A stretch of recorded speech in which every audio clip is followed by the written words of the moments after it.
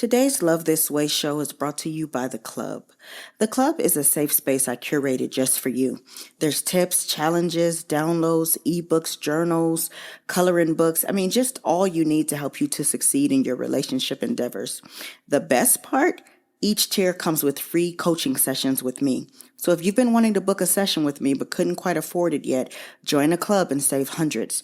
The coaching sessions alone are reason enough to join. With tiers starting at only $37 a month, you don't want to miss this opportunity. Visit shaliavinny.com, choose the membership level of your choice, and go to your calendar and book your free session. I can't wait to connect more with you. And make sure you mention Love This Way sent you.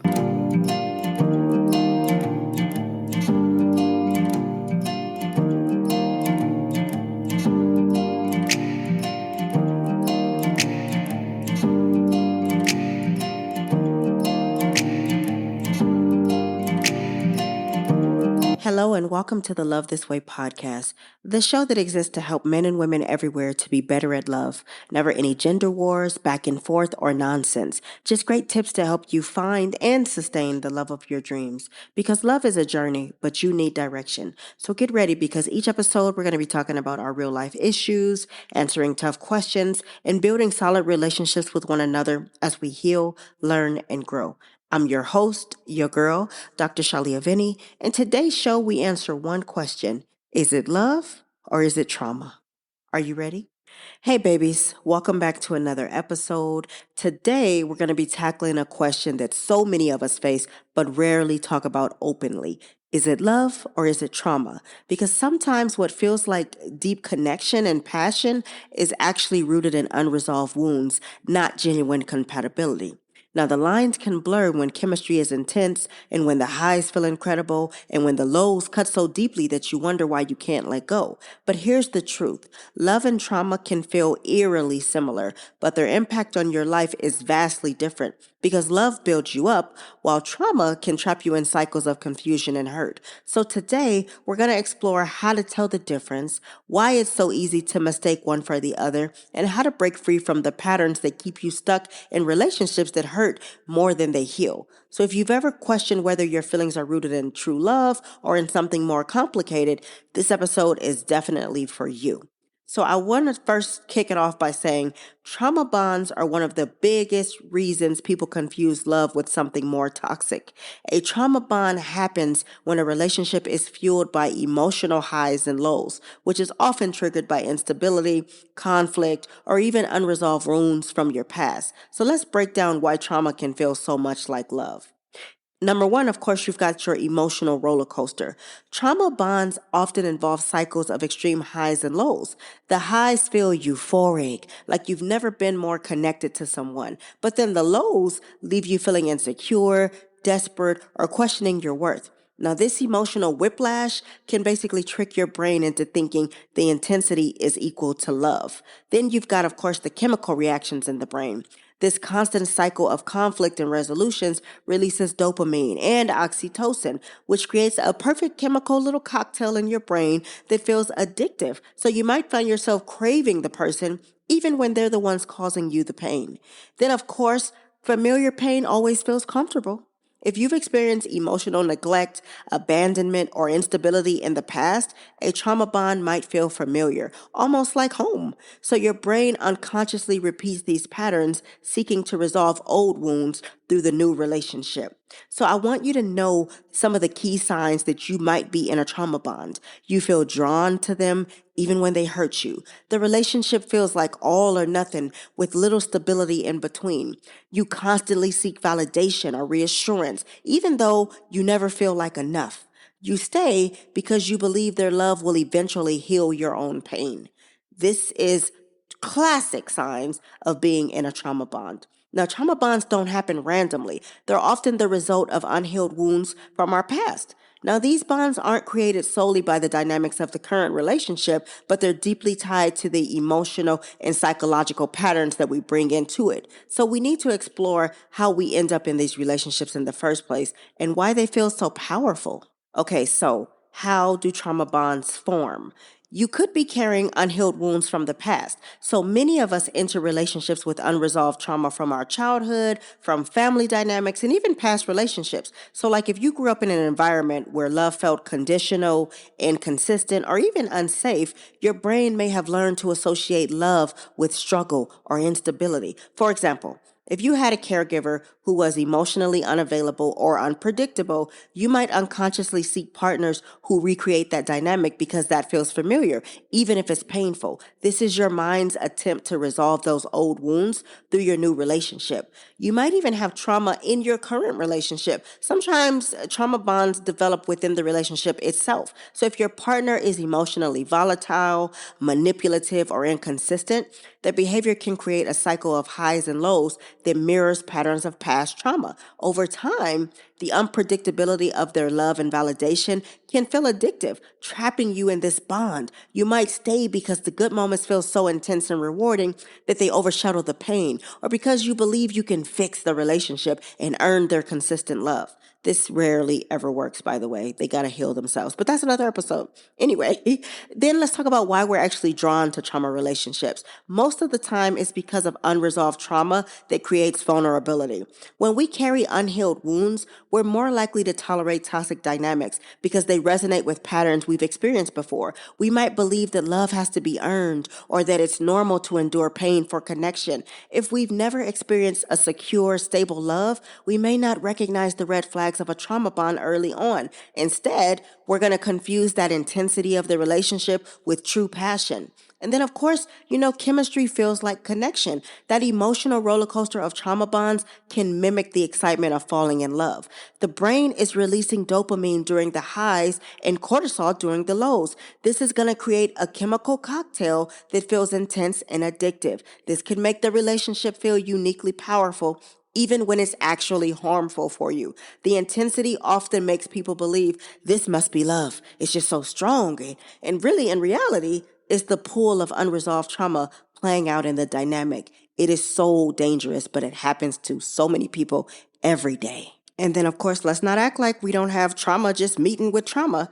It's not uncommon for two people with their own unresolved trauma to come together and unintentionally trigger each other's wounds. For example, if one of you fear abandonment and then you collide with the other person's need for emotional distance, this is going to create a cycle where each person's actions are going to amplify the other one's insecurities. This dynamic is going to feel like a deep connection because it touches both of your partner's vulnerabilities. But instead of healing, it's going to reinforce both of your pain. Then we got this cycle of seeking validation. When we bring this unresolved trauma into the relationship, we're both looking to our partner to fill emotional voids or validate our worth. In trauma bonds, this validation often comes inconsistently, which makes it even more desirable. The more we seek it, the more trapped we become.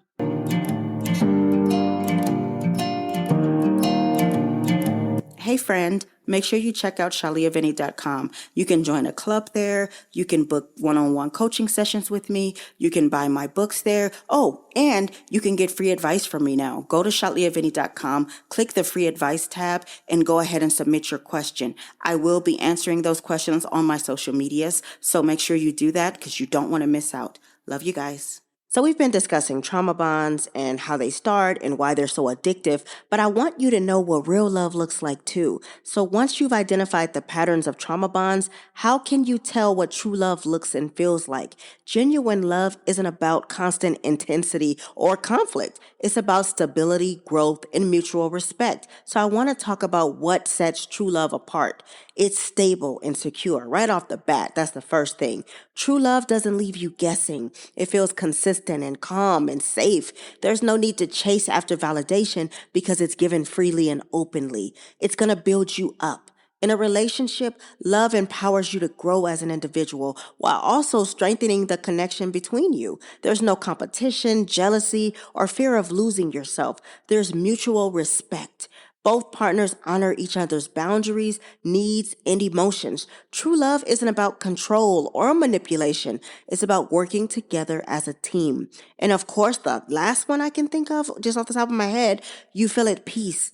Love doesn't have to make you feel like you're in this constant adrenaline rush. While passion is important, true love is going to bring a sense of inner calm and contentment. So if you think you might have true love, some of the ways to recognize this is you're going to feel like your best self in the relationship, not a diminished version. Disagreements are resolved through communication, not screaming matches or silence. You trust them without needing constant reassurance or proof. There's reciprocity. Both partners are putting in effort equally. Doesn't that just sound so much better?